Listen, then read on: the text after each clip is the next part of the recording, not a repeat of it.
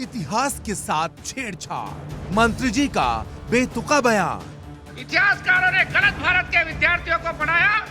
शिक्षा मंत्री का ज्ञान विज्ञान, मचा सियासी घमासान। मंत्री जी का तर्क, चंदन है भारत का डिस्कवरर। सत्ता का लोभ, चंदन ने की भारत की खोज।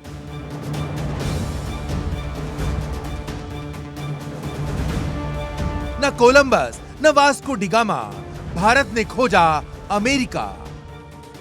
यदि अमेरिका की खोज थी तो भारत में हमारे पूर्वजों ने की है, हमारे पुरखों ने की है। इतिहास पर सवाल, सियासत में उबाल। तो अब बात कर लेते हैं मंत्री जी के बयान की, जिससे सियासत में उबाल आ चुका है और सवाल ये उठ रहा है कि आखिर डिस्कवरर ऑफ भारत कौन है। जी हाँ, वास्को डिगामा ने भारत की खोज नहीं की और कोलंबस ने अमेरिका की खोज नहीं की, ये हम नहीं कह रहे, बल्कि ये बयान मध्य प्रदेश के उच्च शिक्षा मंत्री इंदर सिंह परमार का है। मंत्री इंदर सिंह भोपाल में बीयू के दीक्षांत समारोह को संबोधित कर रहे थे, तभी उन्होंने कुछ ऐसा कह दिया कि सभी लोग सोचने पर मजबूर हो गए। उनका ये मानना है कि इतिहास के साथ छेड़छाड़ की गई है, बच्चों को इतिहास को लेकर गलत पढ़ाया गया। उनका ये मानना है कि वास्को डिगामा ने भारत की खोज नहीं की, बल्कि एक चंदन नाम के व्यापारी ने भारत की खोज की। यहां तक कि उन्होंने कह दिया कि कोलंबस ने अमेरिका को नहीं खोजा, बल्कि असलियत में भारत के पूर्वजों ने अमेरिका की खोज की। उन्होंने कहा कि वास्को डिगामा ने खुद लिखा है कि चंदन व्यापारी का जहाज उनके जहाज के आगे चल रहा था। उन्होंने ये बयान कार्यक्रम में राज्यपाल मंगूभाई पटेल और सीएम मोहन यादव की मौजूदगी में दिया। अब सवाल ये उठता है कि क्या इंदर सिंह जी पर मंत्री होकर इस तरह का बयान देना शोभा देता है? आखिरकार मंत्री जी किस आधार पर इस बात का दावा कर रहे हैं? क्या उनके पास कोई सबूत है? खैर, ये देखने वाली बात होगी कि ये बयान आगे क्या मोड़ लेगा, क्या इस पर सियासत होगी, लेकिन इस पर हम चर्चा करने वाले हैं। खास मेहमान हमारे साथ जुड़ रहे हैं, पॉलिटिकल एक्सपर्ट राहुल लाल जी हमारे साथ हैं, सैयद जावेद पॉलिटिकल एक्सपर्ट हैं, आपका स्वागत। बीजेपी प्रवक्ता डॉक्टर प्रेम व्यास हमारे साथ जुड़ेंगे, सौरभ दुबे जी हमारे साथ हैं, पॉलिटिकल एक्सपर्ट हैं, और मुक्ता पाटिल स्टेट हेड मध्य प्रदेश हमारे साथ जुड़ रही हैं। सबसे पहले आपको वो बयान सुनवाते हैं जिसमें इंदर परमार ने क्या कुछ कहा है और कैसे वो बता रहे हैं कि वास्को डिगामा ने भारत को नहीं खोजा। सुनिए। इतिहासकारों ने गलत भारत के विद्यार्थियों को पढ़ाया कि वास्को डिगामा ने भारत के समुद्री मार्ग की या वास्को डिगामा ने भारत की खोज की। इसी प्रकार से एक और झूठ जिसकी भारत में पढ़ाने की जरूरत नहीं थी, कोलंबस ने अमेरिका की खोज की। भारत के विद्यार्थियों को उससे कोई लेना देना नहीं था। या तो फिर पढ़ाते तो ये भी पढ़ाते कि कोलंबस के बाद में वहां के समाज पे किस प्रकार से कोलंबस के बाद के लोगों ने अत्याचार किया और वहां के जनजाति समाज को नष्ट करने का काम किया, क्योंकि वहां का समाज प्रकृति पूजक था। किस प्रकार से उनकी हत्याएं की गई, किस प्रकार से उनका मतांतरण किया गया, लेकिन दुर्भाग्य से वो सही तथ्य नहीं पढ़ाए, उल्टा भारत के विद्यार्थियों को पढ़ाते कोलंबस ने अमेरिका की कोलंबस। स्पष्ट इतिहास का उल्लेख ये है कि यूरोपवासी भारत और अमेरिका को तब तक नहीं जानते थे जब तक वास्को डिगामा भारत नहीं पहुंचा था और कोलंबस अमेरिका। लेकिन मध्य प्रदेश के उच्च शिक्षा मंत्री कुछ और ही ज्ञान दे रहे हैं। वो बता रहे हैं कि भारत में अब तक जो पढ़ाई हुई है, जो पढ़े लिखे लोग हैं, वो गलत पढ़ाई कर चुके हैं। हमारी कई पीढ़ियां आजादी के बाद से बीत गई हैं और उन पीढ़ियों ने जो पढ़ाई की वो आज मध्य प्रदेश के उच्च शिक्षा मंत्री जी के हिसाब से गलत है। अब वो सही क्या है वो नहीं बता रहे हैं। भारत का आदमी भारत की खोज कैसे कर सकता है, शायद इसका जवाब इंदर सिंह परमार जी ही दे सकते हैं। तो सवाल उठने भी शुरू हो गए हैं कि आखिर मंत्री जी ने ये बयान किस बिहाफ पर दिया है, क्या उनके पास इसके लिए कोई सबूत है? इस पर हम बातचीत करेंगे। खास मेहमान हमारे साथ जुड़ चुके हैं और सबसे पहले मुक्ता पाठक मैं आपका रुख करूंगी। ये जो बयान दिया गया है, क्या इस बयान के पीछे उन्होंने कोई लॉजिक भी दिया है? क्या उनके पास कोई सबूत है, कोई प्रूफ है? क्योंकि वो पूरे इतिहास को गलत बता रहे हैं। जी बिल्कुल, देखिए इतिहास को गलत बता रहे हैं। बीजेपी का देखिए एक तरह से हम कह सकते हैं, बीजेपी का ये मानना है कि अभी तक जो भी पढ़ाया जा रहा है, जो भी सिलेबस में है, जो भी करिकुलम में है, वो सब कहीं ना कहीं इंडिया को कमजोर या कमतर साबित करता आया है इतने सालों से। तो बीजेपी हर वक्त इस एजेंडा को आगे बढ़ाती है कि जो युवा पीढ़ी है उसको पता होना चाहिए, गर्व होना चाहिए भारत पे। इसीलिए इस तरह का बयान, जो अगर इसका प्रूफ उनके पास है कि नहीं, हमने उनको कांटेक्ट करने की कोशिश करी लेकिन अभी वो फोन लाइन या वो बातचीत नहीं कर रहे हैं। लेकिन जिस तरीके से, जिस कॉन्फिडेंस के साथ उन्होंने देखिए बयान दिया, उनका कहना है कि जो पूरा पढ़ाया गया वो गलत है। तो अब जो है सही चीज जो है, जो भारत की युवा है उन तक जाना चाहिए, उनको समझ आना चाहिए कि भारत का इतिहास कैसा रहा है। उनका ये कहना है कि ये तो लिखा हुआ है, जो आपने अभी बयान भी चलाया उसमें भी वो कह रहे हैं कि जो व्यक्ति बिल्कुल मुक्ता पाठक, इस बयान को हल्के में नहीं लिया जा सकता, क्योंकि जिस पोस्ट पर वो है, जिस पद पर है, उसको भी गंभीरता से लिया जाना चाहिए। और इस पद पर होते हुए इस तरह की अगर वो बात करते हैं। राहुल लाल जी, आप मुस्कुरा रहे थे बयान सुनकर, क्या जहन में आ रहा है आपके? वंदना जी, मेरे जहन में तो यही आ रहा है कि भारत तो विश्व गुरु बनने जा रहा था, लेकिन अगर मध्य प्रदेश के उच्च शिक्षा मंत्री इस तरह का बयान देते हैं तो क्या हम लोग अपने विद्यार्थियों को जानबूझ के प्रकाश से अंधकार की ओर अग्रसर करने का प्रयास कर रहे हैं? भारतीय जनता पार्टी किसी नए एजेंडे पे लग गई है। क्योंकि देखिए, अगर सबसे पहले तो आता है कि भारत की खोज किसने की। हाँ। संक्षेप में बस 1.5 मिनट का समय दीजिएगा वंदना जी, बोलिए कि मुख्य समस्या क्या थी उस समय। उस समय समस्या यह थी कि भारत के मसाले, भारत के चाय, ये सब अरबों के माध्यम से यूरोप पहुंचते थे। और अरब व्यापारी जो है कि यूरोप वासियों को जानकारी नहीं देते थे कि ये कहां से आ रहा है। और वैसे स्थिति में यूरोप वासियों को लगता था कि अरब में तो इसका उत्पादन नहीं हो रहा है, ये इतने बहुमूल्य चीज का उत्पादन हो कहां रहा है। और इसकी खोज पड़ताल प्रारंभ हो गई। तब देखिए, सबसे पहले हम लोग देखते हैं कि मार्को पोलो नाम के व्यक्ति वो होते हैं, उनको वो लोग वहां से यूरोप से निकल के आते हैं, वो चीन तक पहुंचने में सक्षम होते हैं। और वहां से वो थोड़ी सी जानकारी लेते हैं कि वो जो बहुमूल्य चीजें हैं वो पूरब में है, भारत नामक देश से वो बहुमूल्य चीजें आ रही हैं। तो उसके बाद देखिए, फिजिकल रास्ता निकोलो दा क्वांटी है 1419 में, वो यूरोप से निकल के आता है वंदना जी। और निकोलो दा क्वांटी जो है वो आता है स्थल मार्ग के माध्यम से। वो छुप के 25 वर्षों तक भारत में घूमते भी, और वो ये चीज देखते भी है कि यहाँ के बड़े बड़े बंदरगाह है भारत में, और उसमें जो है कि चीन के जो है कि बड़े बड़े चीजों से चीन तक माल की ढुलाई भी हो रही है, लेकिन वो समुद्री मार्ग नहीं जान रहे होते। ऐसे स्थिति में वास्को डी गामा जो है कि वो समुद्री रास्ते से भारत आते हैं। और देखिए, वो जो अफ्रीका का जो सबसे केप ऑफ हॉर्न है, जो सबसे दक्षिणी हिस्सा, वहां से अटलांटिक महासागर से क्रॉस करके वो हिंद महासागर में आते हैं। और हिंद महासागर में पहुंच के थोड़ा सा वो रास्ते का डिस्टर्बेंस होता है, तो वहां पे मोजाम्बिक के शासक से थोड़ा वो सहयोग भी लेते हैं। और मोजाम्बिक के शासक सहयोग, भारत का रास्ता भी बताते हैं उन्हें। और उसमें से एक जो मोजाम्बिक के शासक ने पथ प्रदर्शक के लिए जिस एक व्यक्ति का नाम बताया, वो भी चंदन नहीं था।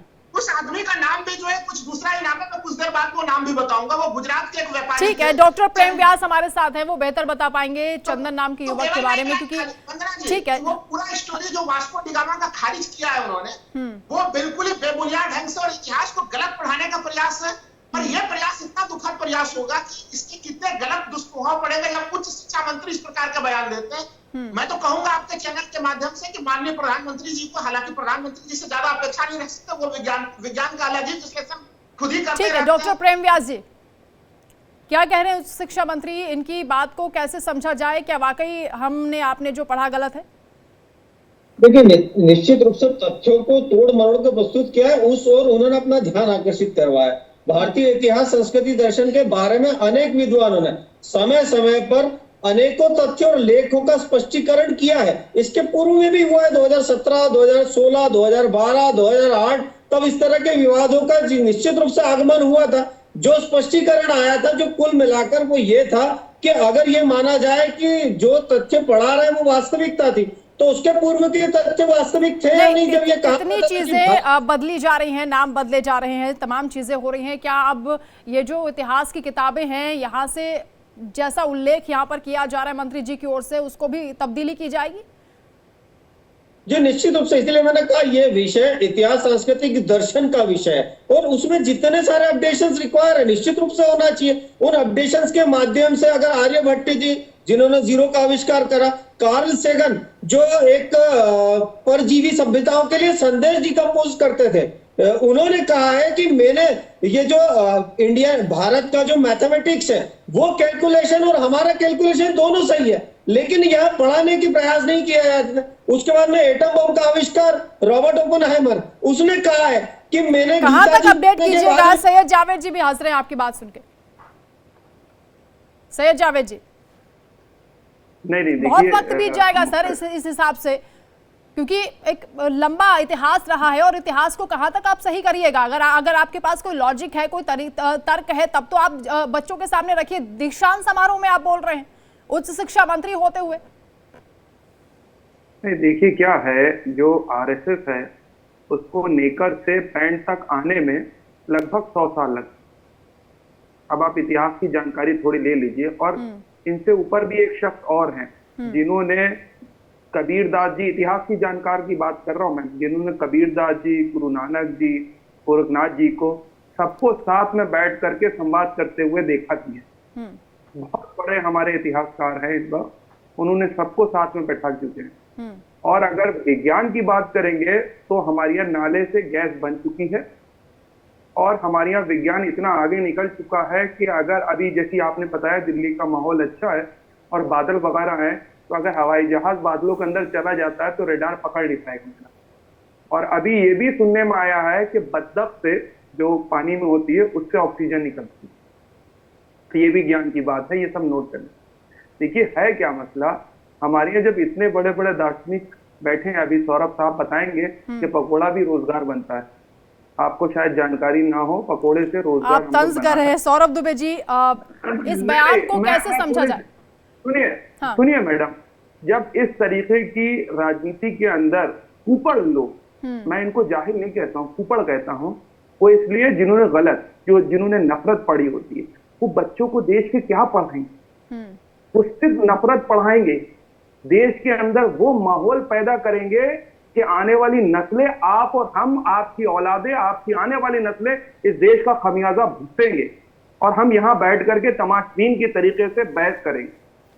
ये आने वाली नस्लों के लिए इतनी खतरनाक। ठीक है सौरभ दुबे जी, ये जो बहस चल रही है जिस पर हम बातचीत कर रहे हैं, क्या ये कोरी सियासत है या इसके पीछे कोई और वजह है? क्या कोई आपको लगता है कि जुबान फिसल गई या वाकई में ऐसा है जिस तरह की वो बातें कर रहे हैं और यहाँ बीजेपी के जो नेता बैठे हुए हैं वो इसका समर्थन भी कर रहे हैं, वो तो कह रहे हैं कि इतिहास में तब्दीली भी करा देंगे?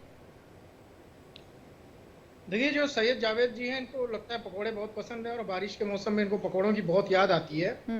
तो एक साहब और भी हैं। विषय की गंभीरता को अगर ये हंसी मजाक में लेते हैं तो ये जाने पहली बात। दूसरी बात, देखिए जिस प्रकार से कोई मंत्री बयान देता है, कोई अगर शिक्षा मंत्री बयान देता है, अरे प्रधानमंत्री बोल चुके भाई। ठीक है सैयद जी आपने बोल लिया सर, अब उनको बोले दीजिए। अभी पकौड़ा तो विषय नहीं है ना, वो रोजगार को है, रोजगार को लेकर के आप बात करोगे। मैं सौरभ दुबे जी मुद्दे पर आइए सर। बिल्कुल, मैं मुद्दे की बात कर रहा हूं। नहीं, मुद्दे पे ही आ रहा हूँ। आप जो शिक्षा मंत्री का बयान है वो उसी तरह का बयान है जिस प्रकार से पुरानी जो है पुराने राजनीतिज्ञों ने हमारे को जो है, हमारे पूर्वजों को और लेकर के और हमारे स्वतंत्रता सेनानियों को लेकर के हमारे इतिहास को जो है तोड़ने और मरोड़ने का प्रयास किया। आप अपना इतिहास उठा करके आजादी से ही देख लीजिए, उसमें कितने तोड़ मरोड़ किए गए। कांग्रेस की सरकार ने जो है वो लगातार जो है भगत सिंह का इतिहास हो, चंद्रशेखर आजाद का इतिहास हो, नेताजी सुभाष चंद्र बोस का इतिहास हो, इन सब इतिहासों के साथ छेड़छाड़ तो हुई है। इन सब संघीय इतिहास बताएंगे। अरे सुनो भैया, आप नेकर से पैंट पहनने में 100 साल लग गए, वो इतिहास बताएंगे। घोड़े के साथ सर जावेद जी भाषा का थोड़ा सही इस्तेमाल करिए सर, आपकी बारी नहीं है, अब उनको बोलने दीजिए। सुनिए। बिल्कुल, देखिए ये सब बहुत ही गंभीर विषय है, क्योंकि जब देखिए हम इतिहास को अपने जानना चाहेंगे, अगर हिंदुस्तान के इतिहास को, तो हम पाषाण युग को जानना चाहेंगे। नहीं, उसके पीछे कोई लॉजिक तो देना होगा ना सर, कोई तर्क तो देंगे आप, किसी चीज का कोई उदाहरण देंगे। संस्कृति को जानेंगे, सिंधु घाटी सभ्यता को जानेंगे, हड़प्पा संस्कृति को जानेंगे, प्राचीन भारत को जानेंगे, मगध साम्राज्य को, मौर्य साम्राज्य को, शुंग साम्राज्य को, शक साम्राज्य को। मतलब बहुत विशाल काय जो है हमारा इतिहास रहा है पहले के समय से। और उसमें जो वहां के मंत्री हैं, अगर वो किसी अपनी बात को कहते हैं तो वो प्रमाणित करना उनका काम है, वो एक संवैधानिक पोस्ट पर है। नहीं कर रहे हैं ना, सामने कहते हैं। प्रमाण तो दिया नहीं। मुक्ता पाठक आप बता रही थी जी, मुक्ता पाठक जी प्रमाण दिया क्या मंत्री जी ने? नहीं, प्रमाण नहीं दिया। भाषण के दौरान उन्होंने ये बात कही। मैं आपको जो बता रही हूँ, लगातार ये जो बीजेपी जो है का एजेंडा है कि जिस तरह से बीजेपी को ऐसा लगता है कि भारत को बहुत कमजोर दिखाया गया इतिहास में, इस तरह से जो प्रोजेक्शन हुआ है सालों से भारत का, वो बहुत कमजोर दिखाया गया है। और ये मानना है, जैसा मंत्री जी भी कह रहे थे, कि जो युवा पीढ़ी है उसको पता होना चाहिए कि भारत में एक्चुअली भारत कितना गौरवशाली इसका इतिहास रहा है। तो ये कारण था जिसके कारण उन्होंने ये बयान दिया। अभी तक इसका उन्होंने सबूत नहीं दिया है। उन्होंने कहा है कि हाँ ऐसा लिखा हुआ है। ठीक है राहुल जी, अगर इन सब बातों को सही मान लिया जाए तो ये बताएं कि अभी तक जो हम गलत पढ़ रहे हैं उसके लिए कौन जिम्मेदार होगा? सबसे पहले तो वंदना जी, जो मंत्री जी बोल रहे हैं उसको सही होने के पक्ष में कुछ तर्क तो दें। मैं खुलेआम सीधे सीधे चैलेंज देता हूं मंत्री जी को। जो चंदन नामक व्यक्ति का उल्लेख कर रहे हैं वो तथ्यात्मक तौर पे पूरी तरह से गलत है। पहले तो वो नाम भी गलत बोल रहे हैं। कांजी मालम आप तथ्य दीजिए कि चंदन नाम का व्यक्ति नहीं था। सौरभ जी, गुजरात के एक वेबसाइट के कम से कम जिस भारतीय व्यक्ति का नाम ले रहे हैं, अरे नाम तो सही लेते। वो चंदन व्यापारी थे, चंदन व्यापारी को चंदन नाम बता दिया। उस आदमी का नाम कुछ और था। तो मंत्री जी का शोध कितना मजबूत है वंदना जी, वो देखिए पहले से मजबूत। और कहाँ पे बयान दे रहा है? राज्यपाल महोदय के सामने में, मुख्यमंत्री जी के सामने। मुख्यमंत्री वही थे जी, मुख्यमंत्री जी भी वहीं पे थे। विश्वविद्यालय का दीक्षांत समारोह सोचिए, हायर जहाँ पे कि उच्च शिक्षा प्राप्त करने वाले बच्चे अपनी डिग्री प्राप्त कर रहे हैं, उनको ये ज्ञान दे रहे हैं। किसी राजनीतिक अखाड़े में ज्ञान दे रहे होते, कहीं राजनीतिक सभा में ज्ञान दे रहे होते, तो हम लोग को पिछले 10 वर्षों में अभ्यस्त हो चुके हैं कि राजनीतिक भाषणबाजी में आपको याद होगा कि यहाँ तो जो कई तरह के इतिहास को जो सैयद जवाहर जी ने बोला, मैं उदाहरणों को नहीं दोहराऊंगा। यहाँ अलग अलग शासकों को अलग अलग उनका कार्यक्रम बदल दिया गया, उनकी चीजों को बदल दिया गया। यहाँ पटना पहुंचा दी गई है बड़ी लड़ाई, जो पंजाब के सीमांत स्तर पर लड़ाई हुई थी उसको पाटलिपुत्र पहुंचा दिया था। ठीक है, सौरभ दुबे जी आपको काउंटर करना चाह रहे हैं, समय की कमी है, जल्दी से सर 30 सेकंड। देखिए राहुल जी अपने चक्रव्यूह में फंस गए। कम से कम इन्होंने ये तो माना कि उस व्यक्ति का नाम जो है चंदन नहीं था, कुछ और था। मतलब ये स्वीकार तो कर रहे हैं कि भैया जो है उसी व्यक्ति ने खोज की थी। तो सबसे पहली बात है, दूसरा जो व्यक्ति ये बता रहे हैं उसका नाम खोज के, उन्होंने ये नहीं कहा कि खोज की थी। ठीक है राहुल आज एक सेकंड सर, समय खत्म हो रहा है। सौरभ जी जल्दी से बात करें। ठीक है, भारत की सांस्कृतिक विरासत है, आजादी 2014 में मिली है इनको। इससे पहले गुलाम थे, इनके हाथ और पैर बांध करके लोग इनको घसीटा करते थे सड़क पे। रखता है तो वो मंत्री 2014 से पहले ही पत्ते लपेटा करते थे, कपड़े नहीं पहना करते थे। ठीक है, ये बहुत ही गंभीर विषय है और इतिहास की जब हम बात करते हैं तो इतने हल्के में इस तरह की बातें नहीं होनी चाहिए। अगर किसी तरह का जो बयान दिया जा रहा है वो भी छात्रों के बीच दीक्षांत समारोह के दौरान, उच्च शिक्षा मंत्री ऐसा कह रहे हैं, तो उस पर उन्हें कुछ ना कुछ तर्क देना चाहिए था जिससे कि उनकी बात में कोई दम नजर आए। बहुत शुक्रिया आप सभी का हमारे साथ जुड़ने के लिए, इस चर्चा में शामिल होने के लिए। और इसी के साथ यहाँ पर रुकने छोटे से ब्रेक के लिए खबरें लगातार जारी हैं, आप देखते रहिए इंडिया डेली।